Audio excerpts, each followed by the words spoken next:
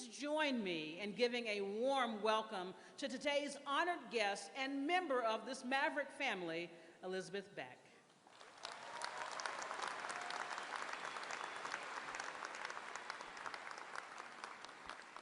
Good afternoon, and congratulations to the University of Texas at Arlington graduating class of 2022. First, allow me to thank President Cowley, the Board of Regents, deans and directors of the various colleges you see here today, UTA faculty and staff, but most importantly, you, the graduates today, for allowing me to share this momentous occasion with you. What doesn't seem like that long ago, but as it turns out, was in fact that long ago, I sat right where you are. Not exactly where you are, because a lot has changed on the campus in the past 13 years. But I am sure that there is a fresh parking ticket waiting for me when this speech is done, because some things will never change. While it's been some years since I was in your place, I feel an immense sense of pride in my accomplishment, because quite frankly, it wasn't easy for me. For many of you out there, your journey, much like mine, was not linear. It was a zigzag, a spiral, or maybe even a sharp drop followed by a steep climb back up. As you sit there today with your caps and gowns, full of pride and excitement, I want you to stop for just one moment. Close your eyes, take a deep breath, and give yourself the small pause to remember this very day, to pay respect to your journey that brought you here, and to relish in your accomplishment, because you have earned it. As I read the list of colleges gathered in this room today, there was one common thread tying each of you together. You have chosen to serve our community in fields that educate and innovate.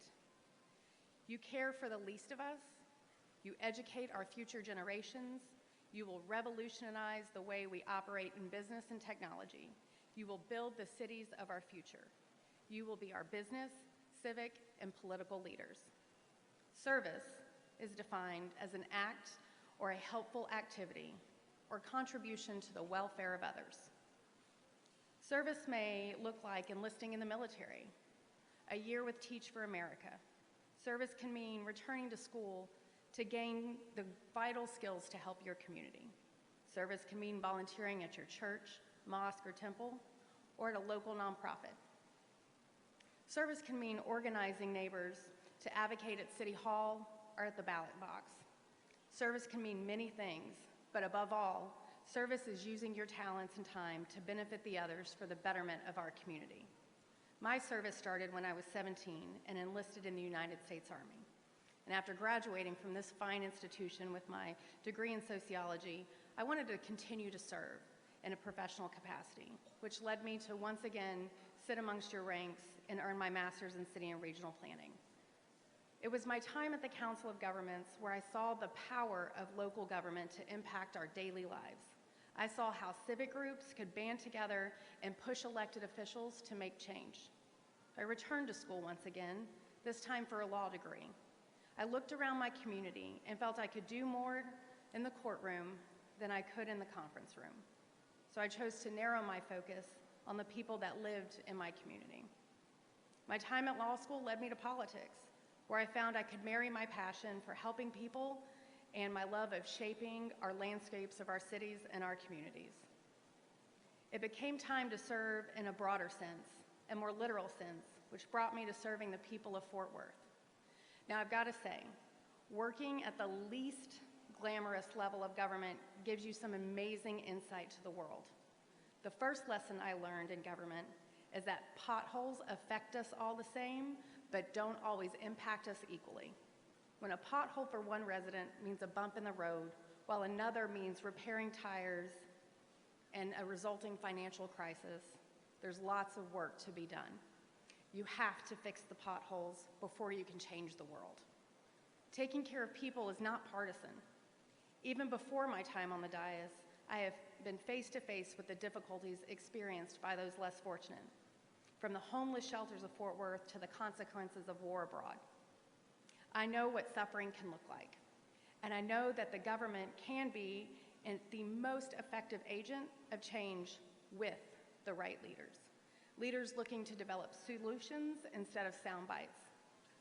The class of 2022 is entering a far different but somewhat familiar version of the world I found in 2007.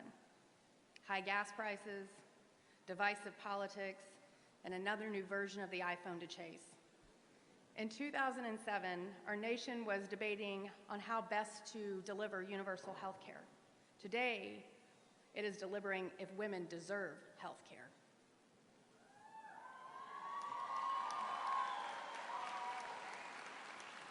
In 2007, our nation was focused on wars abroad. Today, we seem to be fighting each other at home.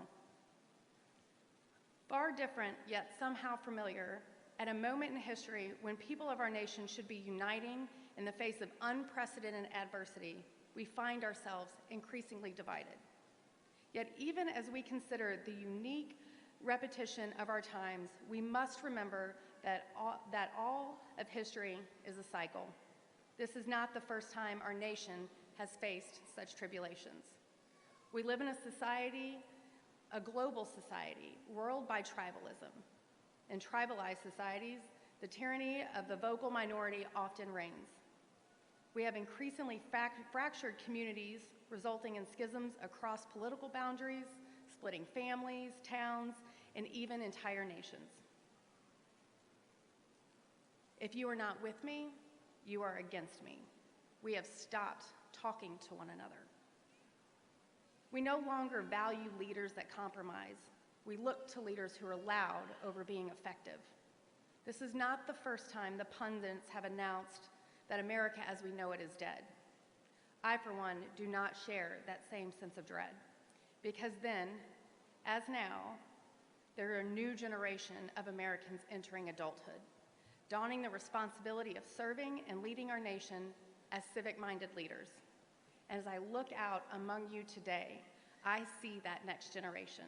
I see the replacements for those of us on this stage. Today's ceremony marks not only the completion of your degree requirements, but your ascension to that responsibility, your invitation to join the ranks. Many probably look at this seemingly insurmountable obstacle in despair, but I offer some hope today. You see, this hope is not in a government thousands of miles away or in centuries-old political philosophy. This hope is in the seat next to you, the house down the street from you, and the grocery store across town. This hope is in your community. Community is not just the people who look like you, live near you, or is a group of people sharing common characteristics and a feeling of fellowship with others. As I look out across this audience, I see that community of hope. If our common characteristics cannot be our humanity, let it be our shared identity as Americans. If we cannot feel fellowship for each other, how can we possibly rise to meet the challenges of our time? In a divided community, extremism feasts and grows, and I've got news, folks, there's only one way through it, and that's together. Get involved locally. Get to know your neighbors. Reach out and touch the world around you.